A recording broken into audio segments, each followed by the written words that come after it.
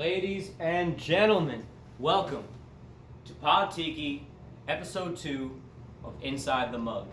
Inside the Mug, where we go behind the scenes of the tiki drinks, essentially going inside the mug. We dive right inside the mug to see what's really in there. We're just backstroking through the tiki drink like it's a damn fountain of youth, just relaxing and maxing our experience of tiki. And today we're covering the Island of Martinique cocktail, which is the last episode I just did, which is what these are going to kind of be.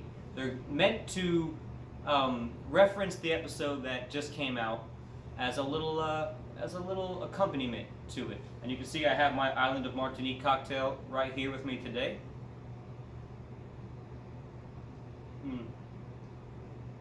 So delicious. I cannot stress enough.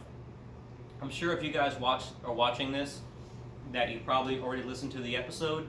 If not, you might want to go back and check out the latest episode of Pod Tiki, wherein we talk about the Island of Martinique cocktail, its origins, the different versions of it, the liquors and ingredients that are involved in it. I will reiterate, it's basically a cocktail of Martinique rum agricole. I use the Clement VSOP, and lime juice, falernum, little Don's honey syrup, which is just a honey simple syrup, some Angostura, a little bit of ice, blend it, strain it, and put into a cocktail or a coupe glass, and it's a daiquiri style drink. It's oh man, I can't go into it without going really into it. I'm going to try to keep these kind of short, but it is Don the Beachcomber's, one of his original cocktails, wherein he definitely exemplifies his way of simply complicating things. You know, taking a simple drink, blowing it up to all it's almost like that scene in Iron Man, right, where he takes the computer and blows up the different components of the suit and messes with them. That's what Don the Beachcomber does with cocktails. Swaps out all these different ingredients, splices stuff, adds things, cuts things, and then shrinks it right back down into a completely concise and utterly balanced cocktail, which is delicious. I don't know why this drink does not get more play than it does. It's so awesome. It's the balance of honey with rum agricole. It was like they were meant to go together. But I'm just repeating myself now if you've already heard the episode. Before we jump in to some behind the scenes on that cocktail and how I came about loving it so much, a little bit of Pod Tiki housekeeping. Just want to talk about something that's been on my mind the last couple of weeks. I had a bit of a revelation. Let's talk about changing palates, right? It's a thing. It's a growth. It's something that happens in anything that in any Epicurean field, anything that I've tried to jump into, whether it's coffee, cigars, spirits, cocktails that include said spirits. Your palate's going to change over time, and it might go up and down and go back and forth. The cocktail in question was the Blue Hawaii. Very simple, traditional cocktail, very fruit-forward, very kind of foo-foo sort of, you know. But, I mean, I am never going to argue with one of the tiki masters, Harry Yee, who created that drink, and was really the first bartender to make drinks out of Hawaii popular. The tiki thing really started in California, and definitely pulled from Polynesia. We go over all that in the last episode. But Harry Yee really created Hawaiian-based cocktails. So that drink has a lot of components to it that we can dive into. First of all, he split the white rum with vodka. I went ahead and just went all white rum. I tried it with Bacardi Silver, which I have no problem with Bacardi. In fact, Bacardi with an ice cube in it is one of my favorite summertime sippers. Nothing wrong with Bacardi. Same thing as how there's nothing wrong with Budweiser. It's a great lager beer. Bacardi is a great white rum. Is it going to be what it was in the 30s pre-embargo? No, it's not. But nothing really is. Neither are the Cuban cigars or anything like that. I tried it with the Diplomatico Planas, just to step up the rum game a little bit. I really found that it didn't make much of a difference in the Blue Hawaii. There's so many other strong flavors in that drink that the rum is kind of in the background. and the actual Bacardi with the column still rum, the crispness, the brightness of it actually I think does better in this cocktail, and which is one of the reasons why my palate has been changing. We'll get to that. I wanted this drink to be a little bit more rum forward, so I cut out the vodka and I went all white rum. Right? And I had a little bit of blue curacao left I was trying to get rid of. That's why I went ahead and made this drink. I was going through my liquor cabinet and trying to get rid of these bottles that have like a little bit of something left in them, you know, like just try to do a little bit of spring cleaning, a little bit of early spring cleaning in March, and came across the blue curacao, and that's why I wanted to use it up. So I made blue Hawaiis, and that brought me to sweet and sour, because Harry Yee used sweet and sour in his instead of straight lime juice or something like that. And that got me thinking, why does sweet and sour get such a bad name and bad rap? And I'm guilty of it. I think even in the Blue Hawaii episode, I mentioned about how, you know, I wouldn't recommend using sweet and sour, but Harry Yee used it, so that's what I use. But really, when I started breaking down my syrups and making homemade stuff, a sweet and sour is just lemon juice, lime juice, sugar, and water. It's a lemon lime simple syrup, is all it is. So how are we going to sit here and complain about sweet and sour when we have vanilla simple syrup, we use coffee simple syrups, cinnamon simple syrups, we have a million simple syrups out there. That's the big thing now, right? Infusing your own simple syrups. This is the basic infusion. It's lime juice, lemon juice, and sugar. Look, all of our cocktails have lime juice and sugar in them. All we're doing is pre-mixing it into a syrup and cutting out the middleman. I don't see what the big deal is, why it gets such a bad rap.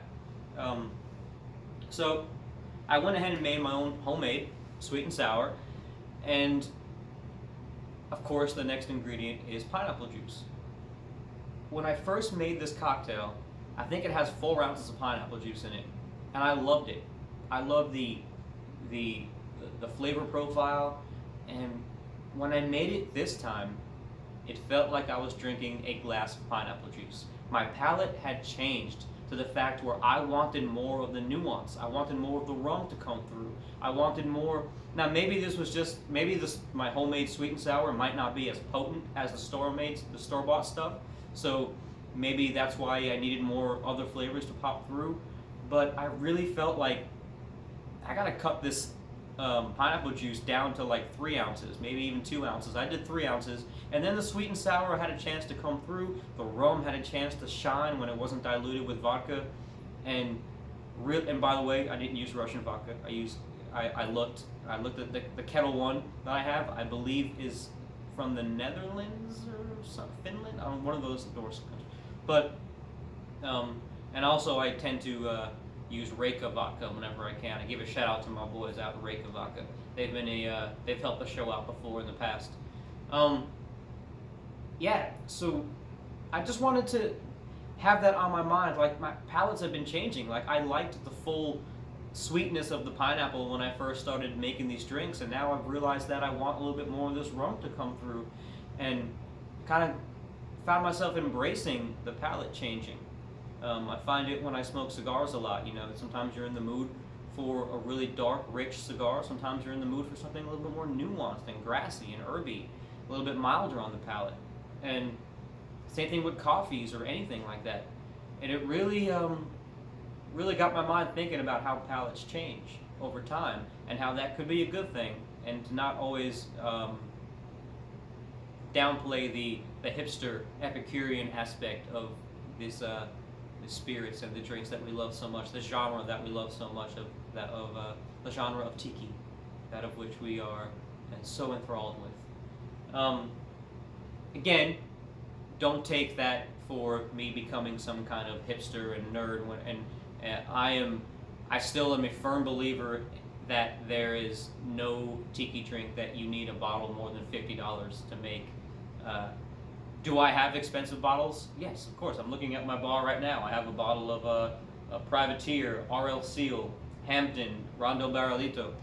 But those are my occasional special occasion drinks. Those are the ones that I splurge on. I don't go out and buy a $70 bottle of rum every week. But I also am looking at Florida Cognac and what else I have over there? Appleton, Real McCoy. Those are all cocktails that are, even the Clement VSOP I use for the island of Martinique is only $40 a bottle. It's like when you're drinking wine, right? My wife actually introduced me to this idea. When you go from a $10 bottle to a $25 bottle, you're going to taste the difference. But then from a $25 bottle to a $50 bottle, there's going to be less of a difference.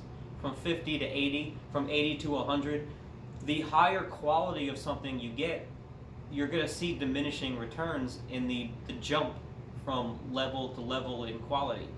And there's no, like, once you get to a certain point, especially if you're not into it, if you're just making drinks around the house just to make drinks, it's gonna, I don't want to use the word wasted, but you're not going to get the experience you're looking for. You're not going to be able to appreciate a $75 bottle of rum if you don't work your way up through the $30 and the $50 bottles. That's just my personal opinion.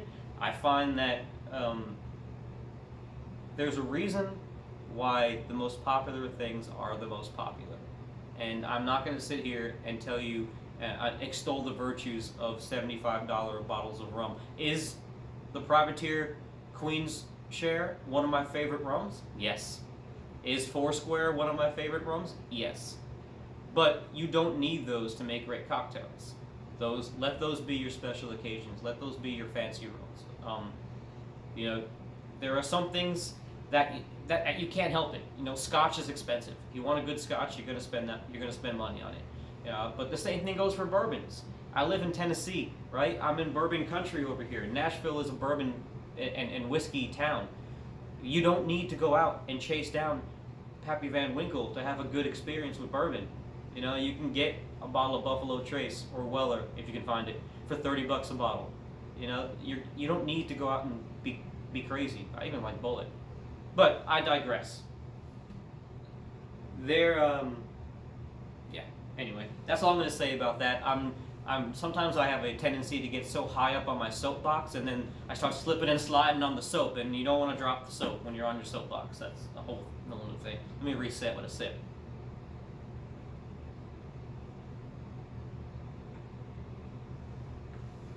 So the Island of Martinique cocktail, and how I came about discovering that drink. We just passed St. Patrick's Day, and it's hard to think, well, it's not hard because it's been on my mind a lot, but it's crazy to think that it was 2 St. Patrick's Days ago that we found out the world was closing down. And I was deep in quarantine with my wife when I really started doing Pod Tiki in earnest. I had started a few episodes as a hobby and really got into it when of course I had the time, and going online and getting into social media more, finding the tiki people, the rum people that are now I'm good friends with. But quarantine is what started it, when I really got into it. And it was around that time that I had gotten Beach Bum Berry's Potions of the Caribbean, however you want to say it. I say Caribbean because the Indians, or the native people, were the Caribs, so the Carib Indians, Caribbean. I read that book from cover to cover. My wife was working from home. My job does not allow me to work from home. I was just off of work for like 5 weeks. Now, during that time, I had really got to spend a lot of time focusing on the art that I like to do. I would get up in the morning, I would work out, I would have my coffee and read a lot, and then I would take my Potions of the Caribbean book and I would walk up to Sevier Park over here in Nashville, and I would maybe grab a cigar, sit on the bench, and read that book.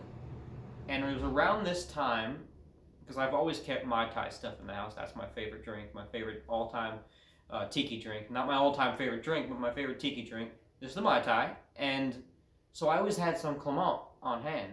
And I was looking through potions and looking for other drinks I can make with Clement, with Agricole.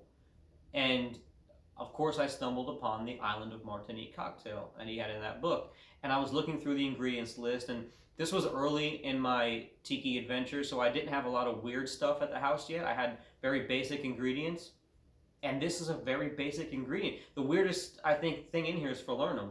Otherwise, everything else you can have on hand. Honey syrup, pretty simple to make.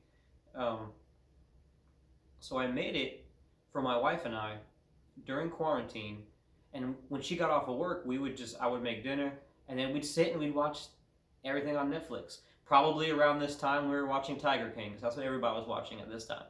And we'd sit there and we'd watch, that bitch Carol Baskin, and we'd sit there with our drink, and something just magically, out of coincidence, out of happenstance, this became one of my all-time favorite drinks. She loves them. She loved them. I loved them. And we found ourselves making these more than anything else. And in fact, the episode I was actually working on during that time was the Planner's Punch episode. It's taken almost 2 years for me to actually do an episode on this drink because I didn't know how to approach it. It blew me away, and I've been making them at home for years. Maybe I felt like there were other drinks that were more important to get to before this, but maybe I felt like there wasn't. Maybe I felt like I wasn't versed enough or good enough to come up with a story to match it. But like everything, I found out while doing Pod Tiki, there's so many hidden stories behind every cocktail. Even a cocktail that seems on the surface like it's not much to it. This was one of Don the Beachcomber's earliest original cocktails, and it really stuck out. It really stuck out to me, like how this. It's a perfect example of his rumgenuity. This idea. He called them rum rhapsodies. I call it rumgenuity. His idea of mixing two different rums together to make a new tertiary flavor. Now, people had mixed other alcohols or had experimented with different rums from different places before, but he was the first one. Don the Beachcomber was the first one to mix different rums together to make new flavors. It's just an amazing concoction for something so new at the time, right? Like, we think of that now as, yeah, of course, this, a Jamaican rum, a Barbados rum, a New England rum, all the stuff that we think of, we're like, yeah, of course, a Cuban rum, Spanish style, French style, British style. But back then, it was still so new. Tiki in general was new. He had just created it. Don the Beachcomber's original bar literally opened the day after Prohibition ended. Like, he wasted no time jumping on something that he knew was going to be a hit. And he wasn't no faker. Like, he actually travels to these places out in the South Pacific and Polynesia, and gathered all this exotic detritus, this ephemera, as people like to call it. But that was just the visual aspect. The knowledge he had about rum came from traveling around the Caribbean, and his knowledge of different rums from different terroirs and different islands and how it all melts together. And I think no other drink exemplifies his prowess behind the bar as the Island of Martinique cocktail. Like I said before, the grassy notes of the rum agricole mixed with the honey syrup, and these two natural things that go so well together. Honey and agricole just go so well together. It's like they were meant to be together. You throw some lime juice and some falernum. I mean, falernum on itself is delicious, but it also accents all the flavors that are already in the drink. It brings them all out. It's like when you're making it's like making a song, and you have a guitar part, right? And you have a drum part, and you can make a song with drums and guitar. But when you add in the bass and the rhythm guitar, even though they're not up front and forward, they fill the song out and make it into something that it couldn't have been without them, right? You need a strong rhythm section. You need all this, and it's just, I feel like that's what falernum does for this cocktail. Now, which is way different than something that his most famous drink, right? The zombie. The zombie is an incredible drink, but it is a very complex drink with a lot of different flavors playing off each other, and it might not be the most balanced cocktail, even though it's the most famous. Whereas this drink it's almost hard to pick out individual flavor profiles because it's so balanced. It is its own flavor.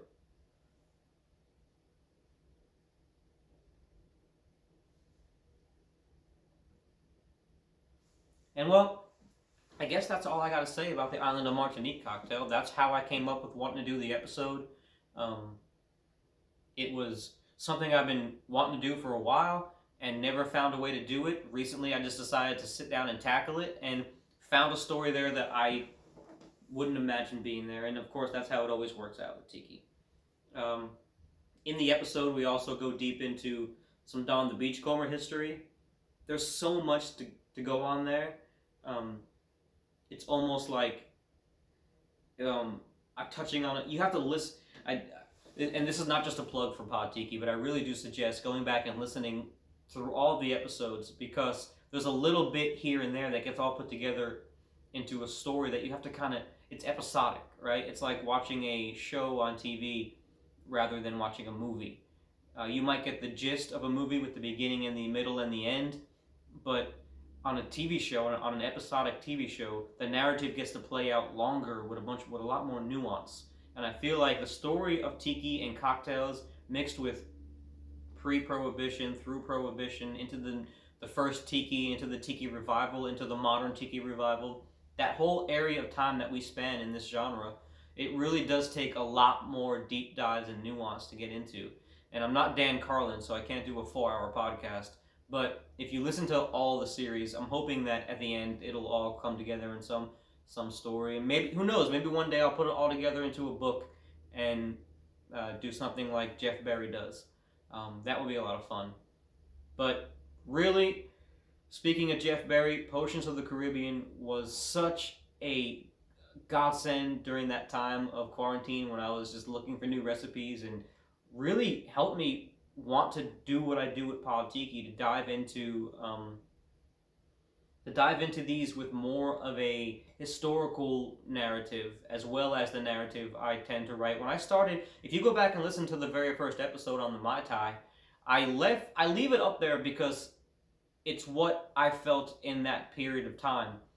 I often think if I had a chance to do the Mai Tai again, I would do it a little bit differently, especially knowing what I know now, especially knowing that the Mai Tai is such a vacillating, is such a mercurial kind of drink that is always, there's an original, and then there's an original, and then there's all of the vast variants and the well, maybe it was like this, maybe it was like that, maybe we should not worry about tradition at all and make it our own. You know, there's so many things and I want it so bad to be locked down. You know, I want so bad to be like, okay, well, this is the Trader Vic recipe that we all go by. But even in that, we're like, well, now we're finding out, well, now maybe the rums we thought we used were not the rums he used. So honestly, unless anybody has a bottle of Ray and Nephew 17 year out there, we're never really going to be able to make the original Mai Tai he made. So, but I would still go back and listen to that episode because it tells a story of Tiki and original Tiki gods and all that stuff. There's some history there that is still relevant to our and I actually did do a Mai Tai Revi episode. I might be time for a Mai Tai Revi part 2. I think I talked about that in the last episode of Inside the Mug. But there's a couple of things I've done that I want to go back on and redo now that I have a little bit more knowledge on it. Again, I've been into rum and tropical and tiki drinks since I was in my 20s, 20 years. But really diving into it and really trying to learn it and expanding my palate and as it changes to bring it all back around full circle. See what I did there? Full circle. It's like the snake eating his own tail of trying to figure things out. It's the yin yang, right? That's why I have a yin yang on my arm. It's it's been a fun ride, and I hope we keep going for way longer.